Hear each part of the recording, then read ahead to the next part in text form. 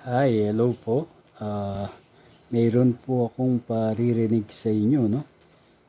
Ito po ay pakinggan ninyo galing sa Jesus movie, no?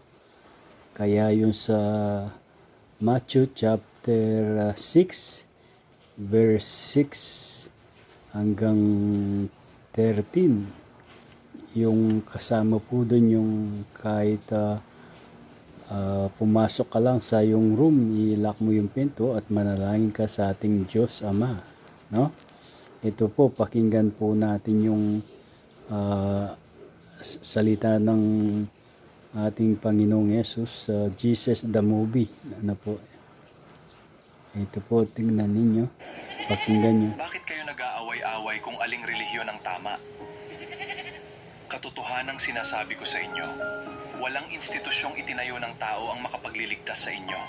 Huwag ninyong iasa ang inyong kaligtasan sa pangalan ng inyong grupo o sa mga ritual ng inyong simbahan. Hindi relihiyon ang susi, kundi ang inyong pananampalataya sa akin. Ang kaligtasan ay wala sa mga pader ng templo, kundi sa relasyon natin at sa pag-ibig sa inyong puso. Kung kayo ay nagmamataas at nanghuhusga ng kapwa, walang saysay ang inyong pagsamba. Sundan ninyo ako, magmahalan kayo at manampalataya ng tapat. Sa huli, ang inyong puso at pananalig ang magliligtas sa inyo.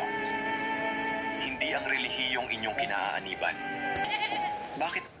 Ayun po, no, narinig nyo po kung paano sinabi ng ating Panginoong Yesus doon sa Jesus the movie, ha?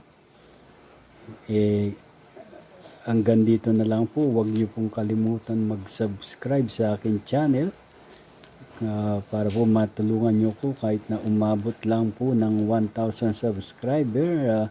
Masaya na po ako. Marami pong salamat sa inyo. Amen.